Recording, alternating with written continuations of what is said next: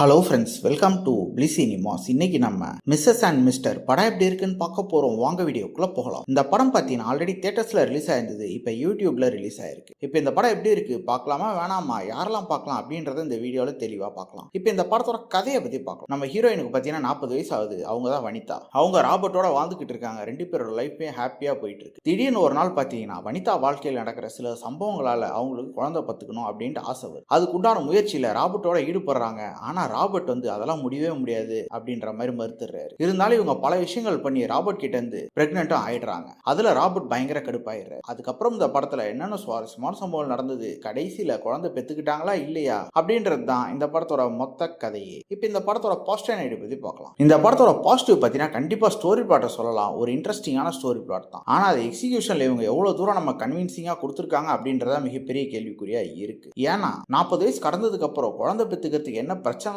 இருக்கு, அது சமூகம் எப்படி பாக்குது, அதுக்காக என்னெல்லாம் பண்ண வேண்டியது இருக்கு அப்படின்ற மாதிரி போற போர்ஷன்லாம் ஓரளவு நீட்டா இருக்கு. ஆனா அது இவங்க எப்படி காமிச்சிருக்காங்க அப்படின்றத மிகப்பெரிய பிரச்சனையே. ஃபர்ஸ்ட் ஹாஃப் பொறுத்தளவு பாத்தீங்கன்னா ஃபுல்லாவே அடல் கண்டென்ட் சீன்ஸா தான் இருக்கு படத்துல. அதெல்லாம் இன்னும் கொஞ்சம் தவிர்த்துட்டு கொஞ்சம் வேற மாதிரி காமிச்சிருக்கலாம் அப்படின்ற மாதிரி தோணவும் தான் செஞ்சு. செகண்ட் ஹாஃப் பொறுத்தளவு பாத்தீங்கன்னா நல்லா எமோஷனல் பாண்டிங்கோட நல்லாவே போயிருக்கு. டுவர்ட்ஸ் தி கிளைமேக்ஸ்லாம் ஓரளவு நீட்டா இருக்கு. ஒரு மெசேஜும் சொல்லி முடிச்சிருக்காங்க. டெக்னிக்கல் ஆஸ்பெக்ட்ஸ்ல படம் ஓரளவு ஓகேவா இருக்கு. சினிமாட்டோகிராஃபி வைஸ் பார்க்கும்போது இன்னும் கொஞ்சம் பெட்டரா பண்ணிருக்கலாம். பட்ஜெட் கம்மி அப்படின்றதுனால ஓரளவு ஓகேவா இருக்கு. மியூசிக்கும் பரவாயில்லாம இருக்கு. ஸ்கிரீன் பிளேஸ் பார்த்தீங்கன்னா நான் ஆல்ரெடி சொன்ன மாதிரி ஃபர்ஸ்ட் ஹாஃப் ஃபுல்லாவே கில்மா சீன்ஸா இருக்கு. செகண்ட் ஹாஃப்ல ஒரு எமோஷனல் பாண்டிங்கோட முடிச்சிருக்காங்க. இந்த படத்தை வேற மாதிரி ட்ரீட் பண்ணியிருந்தாலும் இன்னும் வேற மாதிரி ஒரு நல்ல படமாவே வந்திருக்கும். அதுதான் இவங்க பயங்கரமா கோட் அவுட் இருக்காங்கன்னு சொல்லலாம். ஓவராலா பார்த்தீங்கன்னா இது ஒரு பிலாவரேஜான படம் தான். வேணும்னா ட்ரை பண்ணி பாருங்க. படத்தில் அடல் கண்டென்ட் இருக்கு. ஸோ ஃபேமிலியோட ட்ரை பண்ணாதீங்க. இன்னொரு வீடியோவில் சந்திக்கலாம்.